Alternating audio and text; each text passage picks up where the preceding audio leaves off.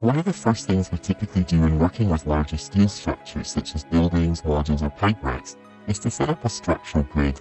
This allows us to set up the overall shape of our steel structure and give us a set of construction lines that we can work with to simplify the placement of our steel.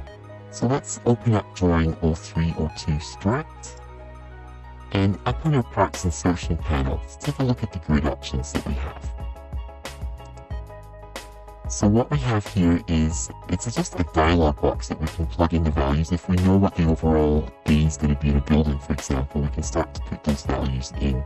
So what I'm going to do is come down to our first axis value here. So we're going to be working with our standard UCS, which is what we're set to right now.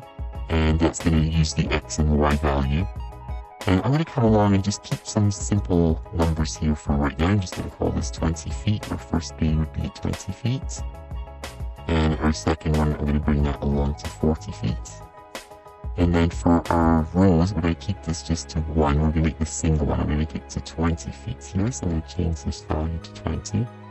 And for our platform height, we're going to make this structure 20 feet tall.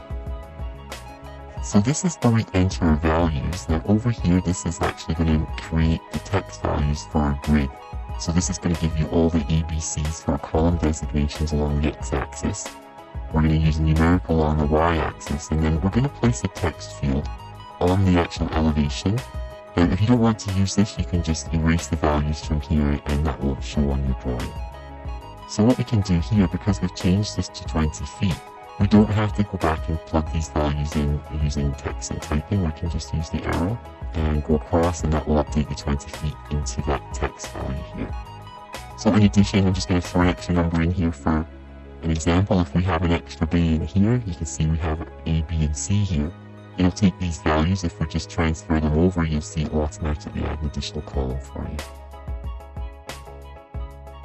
I'm going to refresh that to just ABC. And I'm going to change the grid name to structure. And I'm going to create. So that's the basic structure that we're going to be using.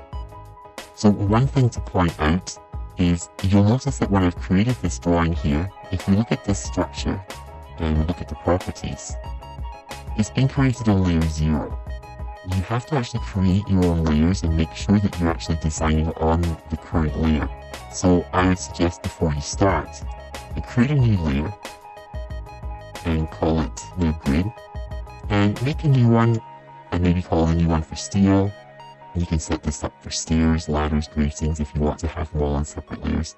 And then just make sure, just be aware that you're working in the current layer. So I'm going to go ahead and change this to the grid layer just to keep it that I can freeze it. I can isolate that grid if I want. I'm just going to come in and check for the properties, and I'm going to just change the layer on here and move that over onto the grid layer. So the grid function is a good tool for giving a start point for building a pipe rack or layout. It's good to understand, however, the grid is not linked to the steel once it's been placed. So once we have this in place and we put steel on top of these center lines, if we change the grid, the steel will not come with it. So it's important to understand the grid is just the initial setup guideline and is not dynamically linked to the components once they've been placed.